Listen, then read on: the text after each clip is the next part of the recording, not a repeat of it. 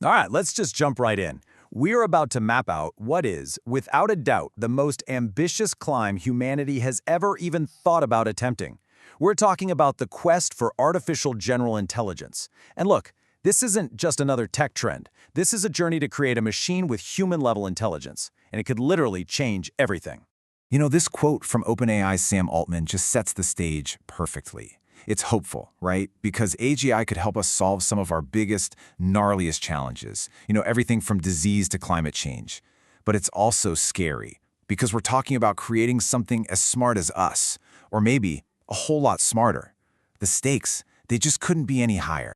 So like with any great expedition, you need a map. We have to start at base camp. And first things first, we need to be absolutely crystal clear on what our destination even is. What are we actually talking about when we say AGI? And just as important, where are we standing right now on this huge, vast mountain? Okay, so this is our destination. AGI isn't an AI that's just ridiculously good at chess or writing poetry or making images. No, it's an AI that can do all of those things and then learn pretty much any other thinking task a human can. The real key here is across all domains. It's about real, flexible understanding, not just being an expert in one little thing. And this is a brilliant way to picture where we are right now. DeepMind's Demis Hassabis calls it jagged intelligence, and it's perfect. We have AI that is absolutely superhuman at certain tasks, like predicting how proteins fold, something that used to take scientists years. But that same AI might fail at a simple, common-sense question that a 5-year-old could answer in a second. It's incredibly powerful, but also kind of fragile. We are definitely at the foot of the mountain. So now we get to one of the biggest, most heated debates in the entire field. How long is this climb actually going to take? Seriously, if you ask 10 different experts, you might get 10 completely different maps to the top. The timelines are all over the place, and that disagreement, well, tells you a lot about how much we still just don't know. This slide just captures the whole debate perfectly. On one side, you've got what you could call the rocket ship view. This is often coming from industry leaders, the people building these things, who think we're just a few short years from the top, some say as early as 2026. They're mostly focused on just scaling up what we're already doing. But then on the other side, you've got the long march view. From thousands of AI researchers, they see these huge, fundamental, unsolved problems still ahead of us, and their consensus points to a much, much longer journey. And that brings us to this number, 2047. That's the median answer from a survey of nearly 3,000 experts. So what this tells us is that for the folks deep in the weeds, this journey looks a lot more like a marathon than a sprint. Okay, so if the summit is that far off, what are the massive obstacles still in our way? Let's take a look at the first. The first gigantic hurdle is just pure, raw power. You can't just wish yourself up a mountain, right? You need the right gear. And for AGI, that gear is a computing infrastructure on a scale that we have never, ever seen before. We're talking orders of magnitude more powerful than anything we have today. To get there, we're going to need breakthroughs on at least 3 fronts. First, we have to move from general-purpose chips to custom-built AI hardware to get these massive efficiency gains. Then we'll probably need to integrate quantum computing to crack certain problems that are just impossible for classical computers. And finally, we need to develop these things called neuromorphic chips, basically brain-inspired chips that are just wildly more energy efficient. Just building the hardware, that's the first epic leg of this journey.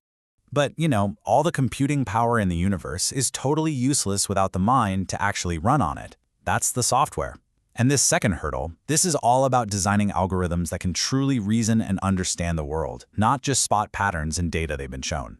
And this question, this gets right to the absolute heart of the software challenge. Common sense, that just intuitive grasp of how the world works that a child absorbs, almost by osmosis. For AI, though, it's one of the hardest problems imaginable.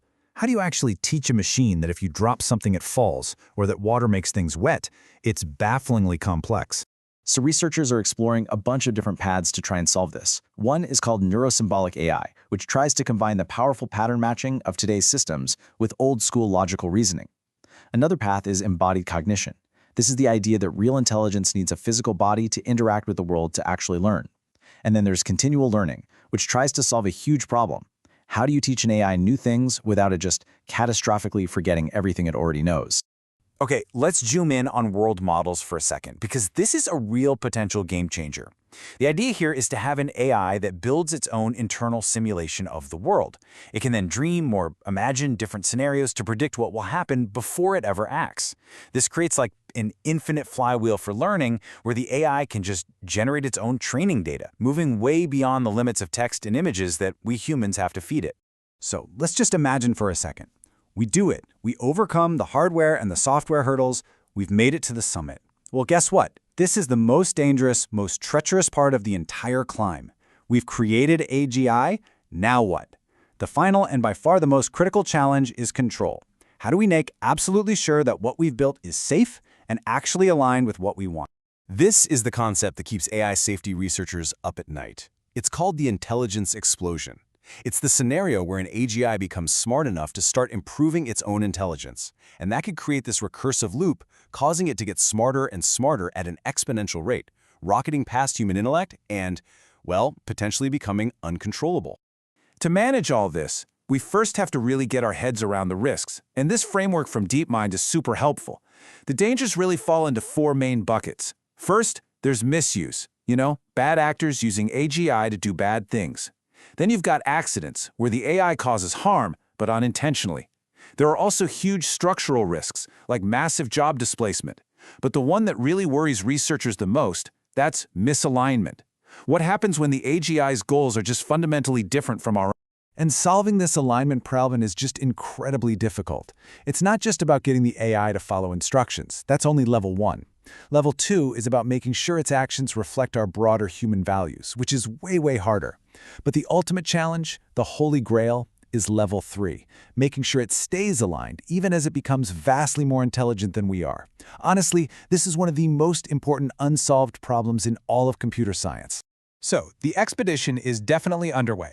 The map we've looked at today shows a long, difficult road ahead, with these monumental hurdles in hardware, in software, and finally in control.